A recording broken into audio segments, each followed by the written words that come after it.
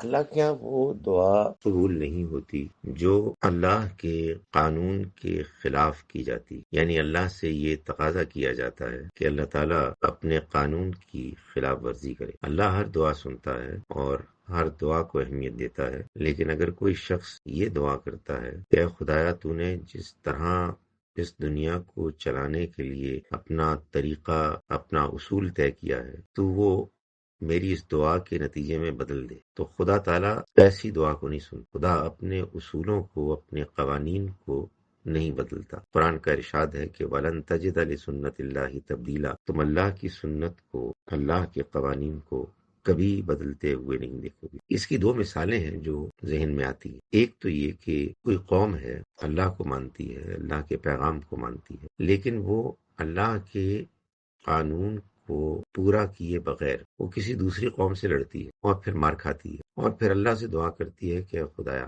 تو ہم کو ہماری دشمن قوم کے مقابلے میں کامیابی نصیب فرما۔ بڑی تعداد میں لوگ اللہ کے آگے بہت دعا کرتے ہیں، وہ اللہ کے گھر میں جا کے دعا کرتے ہیں، بہت گڑ گڑاتے ہیں، لیکن اللہ نے مثال کے طور پر یہ طے کیا ہوا ہے کہ اگر قوم اپنے آپ کو عسکری طور پر ملیٹریلی کم سے کم ان سے آدھا مضبوط نہیں کرے گی، اس سے پہلے میں ان کی مدد نہیں کروں۔ اگر یہ اللہ تعالیٰ نے بتا دیا ہے اور قوم یہ کہہ رہی ہے کہ نہیں وہ تو ہم نہیں کریں گے مگر ہم ان سے لڑنا چاہتے ہیں، تو پھر اللہ تعالیٰ ان دعاؤں کے نتیجے میں اپنا قانون نہیں بدلے۔ اللہ نے اگر یہ طے کیا ہوا ہے کہ اگر کوئی قوم، چاہے وہ اس کے پیغام پر ایمان لانے والی ہو یا کوئی اور قوم، وہ معاہدوں کی خلاف ورزی کریں گے، جھوٹ بولیں گے، دھوکہ دہی کریں گے، دنیا کو کچھ بتائیں گے اور اندر کچھ اور کریں گے، اور اللہ ان کی مدد کرے گا؟ نہیں، اللہ ان کی مدد نہیں کرے گا۔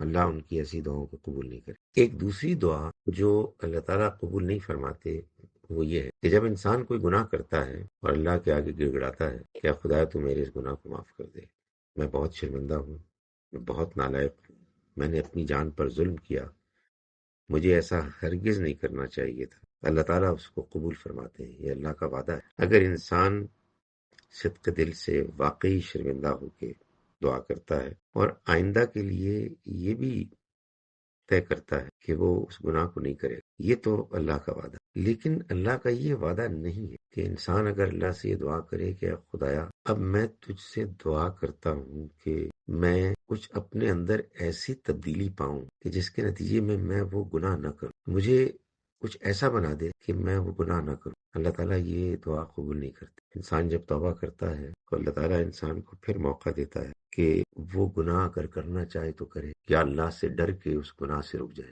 پھر وہی حالات پیدا کر دیتا ہے جس کے نتیجے میں اگر انسان کا احساس مضبوط ہو گیا ہے تو گناہ سے رک جاتا ہے، اور اگر نہیں ہوا تو پھر دوبارہ کر بیٹھتا ہے۔ یہ ٹھیک ہے کہ دوبارہ کرنے پر بھی، سہبارہ کرنے پر بھی، بار بار کرنے پر بھی اگر انسان سچی توبہ کرتا ہے تو اللہ تعالیٰ اس توبہ کو قبول فرماتے ہیں، لیکن یہ دعا اللہ تعالیٰ قبول نہیں کرتے۔ اے خدایا میں آئندہ یہ گناہ نہ کروں، اس کی سکت، اس کی صلاحیت، اس کا رجحان میرے اندر رغبت ختم نہیں، وہ ختم نہیں ہو۔ اس کے لیے تو انسان کو اپنی اسی آزادانہ مرضی سے، جس میں ایک طرف وہ گناہ ہوگا اور اس کی لالچ ہوگی اور دوسری طرف اللہ کی موجودگی کا احساس ہوگا، اور پھر اللہ تعالیٰ یہ تقاضا کرے گا کہ انسان اللہ کی موجودگی کے احساس کی وجہ سے اس گناہ کی اس رغبت کو چھوڑ دے۔ یہ کام انسان کو خود کرنا ہے۔